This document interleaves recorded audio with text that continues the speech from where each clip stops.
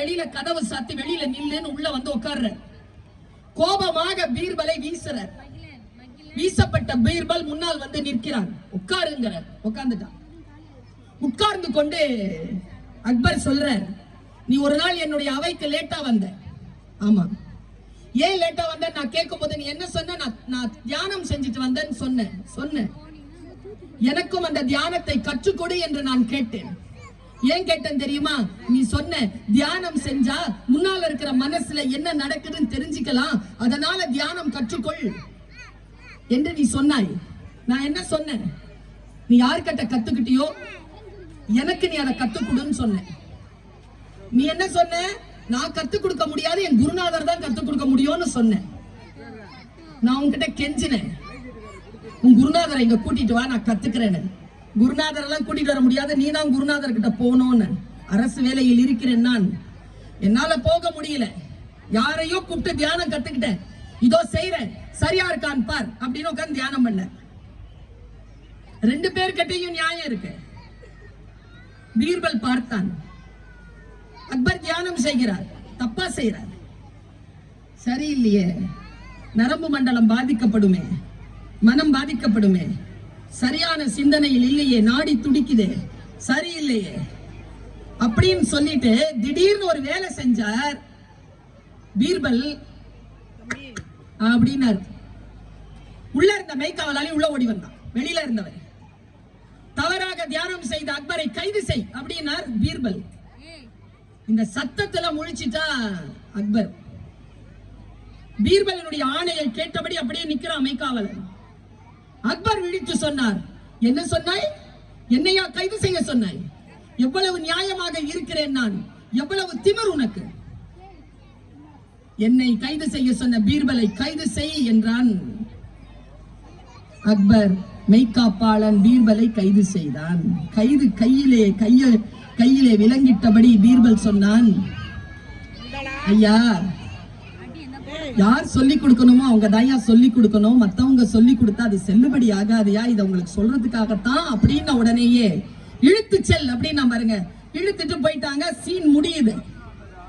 நான் இப்ப இந்த குரலை சொன்னது பீர்பலுக்காகவோ அக்பருக்காகவோ இல்ல, மெய்காப்பாளனுக்காக. மெய்காப்பாளனுக்கு இந்த குரலினுடைய அர்த்தம் புரிந்திருக்கிறது. அவனும் சொன்னான் கைது செய்ய சொல்லி, இவனும் சொன்னான் கைது செய்ய சொல்லி. மெய்காப்பாளனுக்கு புரிந்து போயிற்று, எப்பொருள் யார் யார் வாய் கேட்பினும் அப்பொருள் மெய்ப்பொருள் காண்பதறிவு. யார் என்ன சொன்னாலும் கேட்க முடியாது, அது எந்த வாயிலிருந்து வருகிறது என்று கூட கேட்க வேண்டும் என்கிறார் வள்ளுவர். படித்தால் தானே தெரிகிறது எந்த நேரத்தில் எப்படி நடந்து கொள்ள வேண்டும் என்று. இந்த உலகத்துல இருக்கிற மிக முக்கியமான ஒரு விஷயத்தை நான் சொல்றேன். இப்ப நம்ம எல்லாருக்கும் இருக்கிற சொல் என்ன தெரியுமா? இன்னைக்கு நான் தமிழ் டீச்சர், ஆனா இங்கிலீஷ் எனக்கு ரொம்ப ஆர்வம். நான் சரளமாக பேசுவேன், எழுதுவேன், வாசிப்பேன், புரிந்து கொள்வேன். ஆங்கிலத்தில் சமீப காலமாக 2 சொற்கள் அதிகமாக பயன்படுத்தப்பட்டிருப்பதாக ஆய்வு சொல்லுது. அந்த 2 சொல் என்ன தெரியுமா? ஒன்று சாரி, இன்னொன்னு ஸ்ட்ரெஸ். நான் ஸ்ட்ரெஸ்ஸா இருக்கிறேன், இன்னொன்னு சாரி. எது கேட்டாலும், எந்த தப்பு செஞ்சாலும் சாரி. இந்த 2 சொற்கள்.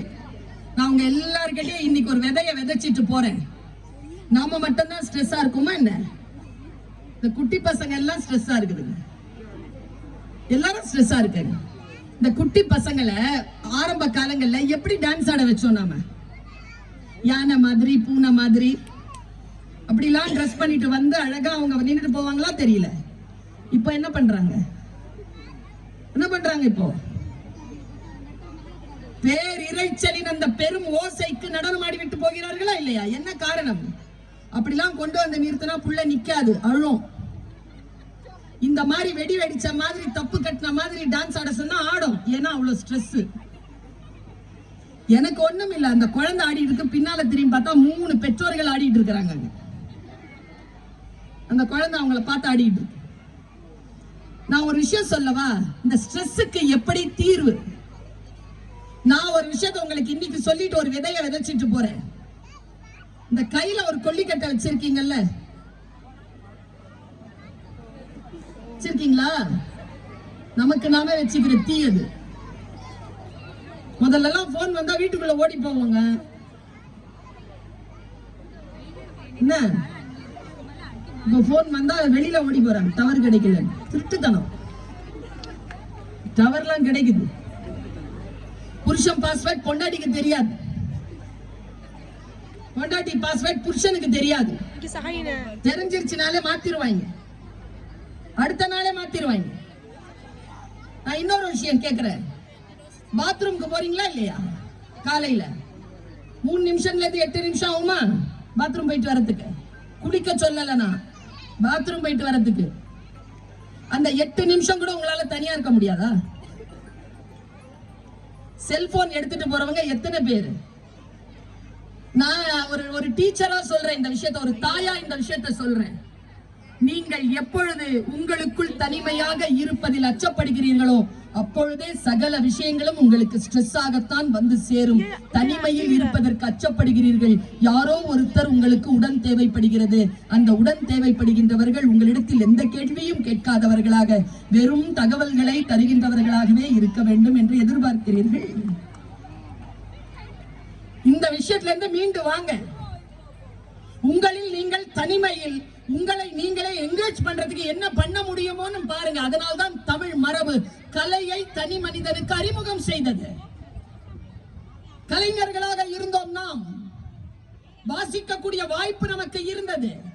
கோயில்களிலே சாமி கும்பிடுவதற்கான பழக்க வழக்கங்களில் ஒரு சமூகம் ஈடுபடுத்தப்பட்டு இருந்ததற்கு காரணம் அவர்கள் தனிமையாக இல்லை, அவர்கள் தன்னில் நிறைவு பெற்றவர்களாக இருக்கிறார்கள் என்ற மரபு ரீதியான தமிழ் இனத்தை சார்ந்தவர்கள் நாம். நமக்கு இந்த தொழில்நுட்ப கருவி மிகப்பெரிய கேடாக வந்து சேர்ந்திருக்கிறது.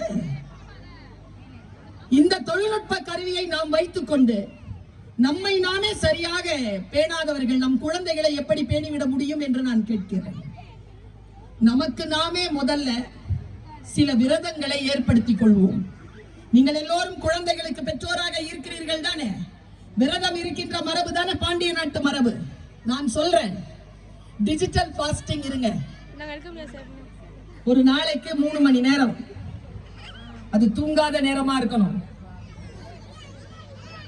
போன் இல்லாம இருக்க பழகி பாருங்க. நான் சொல்லுவது பெரிய தியானம். ஒரு குழந்தைங்க வாணியம்பாடியில என்கிட்ட கேக்குறான், என்ன பதில் சொல்றதுன்னு நீங்களே சொல்லுங்க. அவன் சொல்றான், மேடம் அப்பாவுடைய போன் எடுத்து ரீல்ஸ் ஆன் பண்ண, 1 நிமிஷம் தான் பார்க்கலான்னு பார்த்தேன், 8 மணி நேரம் ஆகிருந்துச்சு மேடம். தலை இப்படி தூக்கும் போது கிளாஸ் 9 மணிக்குள்ள போனேன் மேடம், 10 மணிக்கு கிளாஸ் முடிஞ்சிரோன்னு பார்த்துட்டே இருந்தேன் மேடம், 5 மணி நேரம் ஆயிடுச்சு மேடம். மணியை பார்த்தா 10:10 ஆயிருக்கு மேடம். அவனுக்கு கிளாஸ் போவே மாட்டேங்குது, ரீல் பார்த்தா டைம் ஓடுது. என்ன பண்றது? நம்முடைய ஆர்வத்தை எங்கே நாம் கொண்டு நிலைத்து வைத்திருக்கிறோம் தெரியுமா? ஐன்ஸ்டீன் சொல்வதை சொல்கிறேன், நீங்கள் உங்கள் டைரிகளில் எழுதி வைத்துக் கொள்ளுங்கள். தொழில்நுட்ப கருவிகளால் இந்த உலகம் நிறைந்திருக்கின்ற பொழுது இந்த உலகம் முட்டாள்களால் நிறைந்திருக்கும் என்று சொல்லுகிறான் ஐன்ஸ்டீன். எனக்கு தெரியாது இந்த ஸ்கூல்ல எப்படின்னு. இந்த 100 நாளும் ஸ்கூலுக்கு வரவங்களுக்கு சர்டிபிகேட் இருக்காப்பா? கிறிஸ்டலா மேடம் இருக்கா? 100% அட்டெண்டன்ஸ் இருக்கா? என்கிட்ட கொடுத்து மட்டும் கொடுக்க சொல்லிடாது. 100 நாள் புள்ள வந்து என்ன பண்ண போகுது ஸ்கூலுக்கு? 100 நாளும் எல்கேஜிங்க, லேபர் வார்ட்ல இருந்து அப்போதான் வர்ற மாதிரி இருக்குது. 100 நாளும் ஒரு காது குத்துக்கு போறதில்ல, ஒரு கல்யாணத்துக்கு போறதில்ல, ஒரு கருமாதிக்கு போறதில்ல, ஒரு சாவுக்கு போறதில்ல, ஒரு கோயில் திருவிழாவுக்கு போறதில்ல, உடம்பு சரியில்லைன்னா அம்மா அப்பா கால் பிடிக்க தெரியறதில்ல, ஒரு வெந்நீர் வச்சு வெடிக்க தெரியறதில்ல. தனக்குத்தானே ஸ்கூல் இருக்கிற காலத்துல வீட்டுல ஸ்கூல் இல்லாத மாதிரி உட்கார்ந்துருந்தா எப்படி இருக்குங்கிறது தெரியறது இல்ல. எந்த அனுபவம் கிடையாது. 98 மார்க் வாங்கணும்.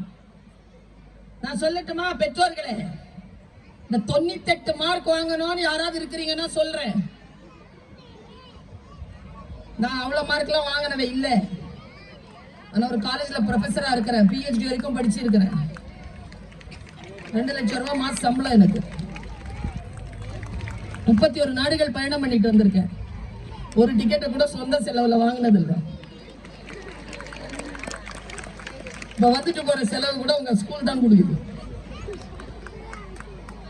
வாழ்க்கையில முன்னேறத்துக்கு மதிப்பெண்கள் நிறைய வாங்குவது அவசியம் இல்லை. ஆனால் படித்துக் கொள்கிறானா உங்கள் மகன்? படித்துக் கொள்கிறாளா உங்கள் மகள்? பாஸ் பண்ணிடுறாளா? ஃபெயில் ஆகாம தன்னுடைய அட்டைன் பண்ற உச்சமான இருக்கக்கூடிய 75 வாங்கிறாளா? பாராட்டுங்க. ஃபெயில் ஆகாம இருக்கிறாளா? பாராட்டுங்க. ஃபெயில் ஆகிற பிள்ளை பாஸ் ஆயிடுதா? பாராட்டுங்க. எனக்கு கேட்டா அம்மா அப்பா வாங்கி கொடுக்கிற 50,000 சைக்கிள் ஓட்டிட்டு வர பையனை விட அம்மா அப்பா கொடுக்கிற 5 ரூபாய் 10 ரூபாவை சேர்த்து வச்சு 1500 ரூபாய்க்கு செகண்ட் ஹேண்ட்ல சைக்கிள் வாங்கி ஓட்டுறான் பாருங்க, அவன் தான் இந்த உலகத்தை ஆள பிறந்தவனை தவிர 50,000 சைக்கிள் ஓட்டிட்டு வரவன் கிடையாது. ஒரு குழந்தையினுடைய ஆளுமை தன்மை என்னன்றது முதல்ல நாம் தெளிவாக்கி கொள்ள வேண்டும் என்பதற்காக நான் இதை சொல்றேன். ஒரு பையன் கப்பல்ல ஏறினான், பயந்துகிட்டு அழுதுகிட்டே இருந்தானா. இல்ல இந்த கப்பல் மூழ்கிறோம், இது போய் எங்கேயாவது சொருகிறோம், கடல் புதா என்ன சாப்பிட்டோம்னு அழுதுகிட்டே இருந்தானா. எல்லாருக்குமே இந்த பயம் பரவி இருக்கு. இது ஒரு அரபிய பழங்குடியினர் கதை. அழுது அழுது அழுது சூழல் அசிங்கப்படுத்திக்கிட்டே இருக்கிறான். எவ்வளவு சொன்னாலும் தாங்க மாட்டேங்கிறான். அவனை பார்த்து அடுத்தவங்க பயப்படுறாங்க. கப்பல்ல ஒரு ஞானி இருந்தார், டீச்சர்.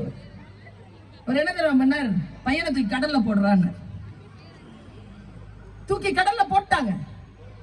கடலில் தத்தளிக்கிறான், தவிக்கிறான், எல்லாம் செய்கிறான். உயிர் போற நேரத்துல ஓன கத்தும் போது 2-3 பேர் குதிச்சு அவனை காப்பாத்தி கப்பல்ல போட்டாங்க. காப்பாத்தி கப்பல்ல போட்டதுல இருந்து கரை வர வரைக்கும் கம்முன்னு இருந்தானா. ஏன் தெரியுமா? அவனுக்கு கடலின் ஆபத்து முழுமையாக தெரியவில்லை. அந்த ஆபத்தில் இருந்து காப்பாற்றி கொண்டிருக்கக்கூடிய கடலின் உன்னதமும் கப்பலின் உன்னதமும் அவனுக்கு தெரியவில்லை. முதலில் நாம் பாதுகாப்பாக இருக்கிறோம் என்கின்ற நம்முடைய வீட்டிற்கான சூழலை குழந்தைகளுக்கு நன்றி உணர்வோடு கடத்துங்க. இங்க பாரா, நீ நல்லா படிச்சு முன்னேறி நல்லபடியா வா, என்னையும் என் பொண்டாட்டியும் நீ பாத்துக்கணும்னு உங்ககிட்ட நான் எதிர்பார்க்கல. இப்படி யாராவது சொல்ற பெற்றோர்கள் இருக்கிறீங்களா? இன்னில இருந்து டயலாக் மாத்திருங்க. ஏன்னா அவன் அப்படிதான் இருக்கான். இங்க பாரா, நானும் என் பொண்டாட்டியும் எங்க வாழ்க்கையில நாங்க அனுபவிக்கிற எல்லா மகிழ்ச்சியையும் உனக்காக விட்டு இந்த எடு ஸ்டார் மாதிரியான சூப்பர் ஸ்கூல்ல சம்பாதிச்சதெல்லாம் கொண்டு வந்து கொட்டி உனக்கு எக்ஸ்ட்ரா கரிக்குலம், உனக்கு இது உனக்கு அதுன்னு சொல்லி உன்னை அழகா வளர்த்து ஆளாகிட்டு இருக்கோம். என்னையும் என் பொஞ்சாதையும் என்னையும் புருஷனையும் என் பிள்ளையும் நீ தான் படிச்சு பார்த்துக்கணும். இந்த குடும்பத்துக்கு நீதான் மிக முக்கியமான உறுப்பினர், உன் மீது நாங்கள் முதலீடு செய்து கொண்டிருக்கிறோம் சொல்லி சொல்லி பிள்ளைய வளர். ஒரு பாண்டேஜ் வரட்டும் அந்த குழந்தைக்கு. எனக்கு என்ன பண்ணிட்டீங்க நீங்க அப்படின்னு கேட்கிறாங்க. சூட்சமான இன்னொரு விஷயம் சொல்லட்டுமா? மதுரைக்காரங்க நீங்க சொன்னா புரிஞ்சுக்கிறீங்க. அம்மா தூத்துக்குடிக்காரி. கையில வெயிட்ட கொடுத்து குழந்தைங்களை வளருங்க. எங்க பக்கத்துல ஒரு ஸ்கூல் இருக்குது, அதுல ஒரு அம்மா இருக்குது. நான் எப்பவுமே பார்ப்பேன். நான் வந்து என்னோட காரை டிராப் பண்றதுக்கும் அது அவங்க குழந்தைய டிராப் பண்றதுக்கும் கரெக்டா இருக்கும். சோத்து மூட்டையை கூட குழந்தைகிட்ட கொடுக்காதுங்க. அது படிக்கட்டி தாண்டி உள்ள போனதுக்கு அப்புறமா தான் கொடுக்கும். அது படிக்கட்டிலேயே கேட்கும் குடும்பான்னு. போடா உள்ள போ. அந்த செக்யூரிட்டியை கூப்பிட்டு சொல்லும், சாப்பாடு கொஞ்சம் வெயிட்டா இருக்கு, முடிஞ்சா தூக்கிட்டு போய் கொடுங்க. நான் உனக்கு சொல்லட்டுமா? குழந்தைய வெயிட் தூக்க விட மாட்டேங்கிறீங்களா? யாராவது பெற்றோர்கள் இங்க இருக்கிறீங்களா? நல்லா தெரிஞ்சுக்கோங்க. எந்த குழந்தை தன் பெற்றோரின் கையில் இருக்கும் சுமையை தன் கைக்கு மாற்றிக் கொள்கிறதோ அந்த குழந்தை முதியவர்களை, தாய் தந்தையை முதியவர்கள் ஆகின்ற வரைக்கும் அவர்களை பார்த்துக் கொள்ளும். எந்த குழந்தை கையில வெயிட் தூக்கப்படாதுன்னு பின்னால போய் போய் தூக்கிட்டு அலையிறீங்களோ நீங்க சாவர வரைக்கும் அந்த பிள்ளையை நீங்க தான் பார்த்துக்கணும். இது ஒரு சைக்காலஜி. குழந்தைகளை குழந்தைகளாக இருக்க வளர விடுங்கள். ரொம்ப அதிகமெல்லாம் எங்க அம்மா எல்லாம் நான் சாப்பிடலன்னா ஏன்னு கேட்காதுங்க. தப்பு பண்ணி இருக்கிறேன், திட்டினாங்க, சாப்பிடலன்னா மன்னிப்பு கேட்கிற வரைக்கும் சோறு கிடையாது. நான் யோசிச்சு பார்த்திருக்கேன். 3 வேளை பட்டினி கிடந்து மானமா உயிரா. உயிரோட இருந்தாதான் மானத்தை பத்தி பேசணும். அம்மாட்ட போய் கேட்டு சாப்பிட்டு இருக்கேன். எங்க அம்மா ஏன் இவ்வளவு திமிரா எங்களை வளர்த்தது தெரியுமா? எங்க அம்மாக்கு 5 பிள்ளைங்க. 1 போனா 1. நான் வச்சிருக்கிறேன் 1. அது எப்படி இப்படி வளர்க்கறது? ஆனால் அத்தகைய தியாக மனப்பான்மையும் மிக சிறப்பான ஆளுமை தன்மையுடன் கூடிய நிர்வாகத்தன்மையும் பெற்றோருக்கு இருந்தால் ஒழிய அந்த குழந்தைகளை நீங்கள் முழுமையான ஆளுமையுடன் வளர்த்துவிட முடியாது என்கின்ற உளவியலை இன்றைக்கு நீங்கள் புரிந்து கொள்ளுங்கள். குழந்தைகிட்ட புத்திசாலியா பேசுங்க. நான் பல பெற்றோரை பார்க்கிறேன், பல நேரங்களில் கவுன்சிலிங்க்கு வரக்கூடிய பெற்றோர்களை பார்த்து பாவமா இருக்கு. இப்ப எனக்கு ஒரு ப்ரோக்ராம்க்கு போற தொண்டை கட்டிருச்சு. நுட்பமா சொல்ற, புரிஞ்சவங்க புரிஞ்சுக்கோங்க. தொண்டை கட்டிருச்சா? ஒரு வீட்டுக்கு போயிருந்தேன். அந்த வீட்டுல சொன்னேன்,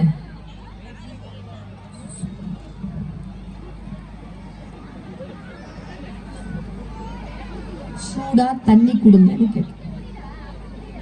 அந்த வீட்டு ஓனர்ல நான் போனேனே,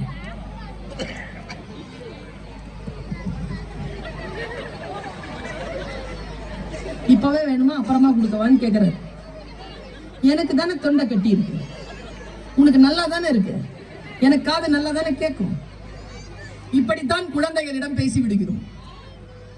குழந்தைக்குத்தான் நம்மிடத்தில் பேச தெரியவில்லையே தவிர நமக்கு குழந்தைகளிடத்தில் பேச தெரிந்திருக்கிறது.